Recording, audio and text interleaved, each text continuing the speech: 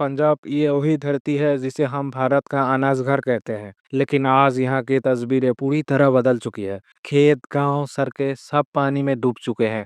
लोग अपने घर छोड़कर ऊंचाई पर शरण लेने को मजबूर है। बच्चे, महिलाएं, बुजुर्ग के मन में डर और असुरक्षित महसूस कर रहे हैं। ये बार सिर्फ पानी की कहानी नहीं बल्कि लाखों जिंदगियों को उजाड़ कर रखने वाली कहानी है। सवाल ये नहीं है कि पानी कितना गहरा है, सवाल ये है कि लोगों की उम्मीदें कितनी डूब गई है।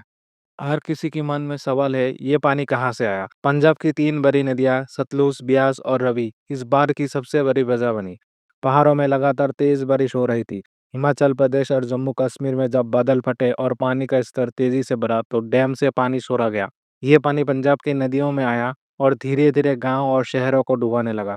बरसों से जो नाले और जलमार्ग साफ नहीं किए गए, वो पानी रोकने लगे। जहां से पानी निकलना चाहिए था वहां दीवारें और पक्के निर्माण खड़े थे। नतीजा ये हुआ कि पानी फैलने के बजाय ठहरा गया और लोगों के घरों में घुस गया। यानी ये सिर्फ एक प्राकृतिक आपदा नहीं थी बल्कि इंसानों की लापरवाही ने इसे और बड़ा बना दिया। बाढ़ ने पंजाब को हिलाकर रख दिया। अब तक हजारों घर पूरी तरह टूट चुके हैं। कोई जगह कच्चे मकान मिनटों में गिर गए। ईंट और लकड़ी से बने घर तो बच गए, लेकिन उनमें भी पानी दीवारों तक पहुंच गया है। सिर्फ मकान ही नहीं, लोगों की जानें भी चली गई।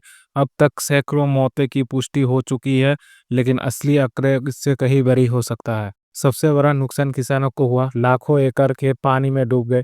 धान और मक्के की खड़ी फसलें मिट्टी में मिल गई और जिन खेतों से किसान अपनी रोजी रोटी कमाते थे, अब वहां सिर्फ पानी और कीचड़ है। यानी ये बार सिर्फ मौजूदा वक्त की तबाही नहीं बल्कि आने वाले महीनों तक लाखों लोगों की जिंदगी को प्रभावित करेगा। हर परिवार की अपनी एक कहानी है। किसी माँ के पास अपने बच्चे को खिलाने के लिए दूध नहीं है। कोई बुजुर्ग अपने टूटे हुए घर को देखकर रो रहा है। छोटे छोटे बच्चे हफ्तों से स्कूल नहीं जा पा रहे हैं।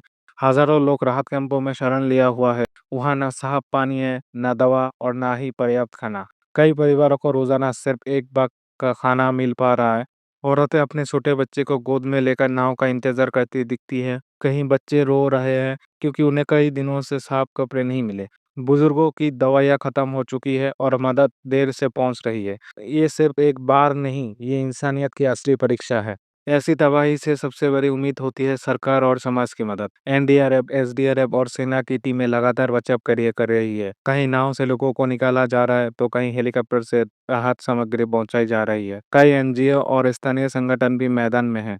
वो खाने पीने का सामान और दवाइयाँ बांट रहे हैं। लेकिन सच ये है कि इतनी बड़ी तबाही के सामने ये मदद बहुत कम पड़ रही है। कई गांव ऐसे हैं जहां अब तक कोई राहत टीम नहीं पहुंची। वहां लोग अपने दम पर जूझ रहे हैं। सोशल मीडिया पर लोग मदद की गुहार लगा रही है, लेकिन हर आवाज तक पहुंचना आसान नहीं है। यह तस्वीर हमें बताती है कि अभी बहुत कुछ करना बाकी है।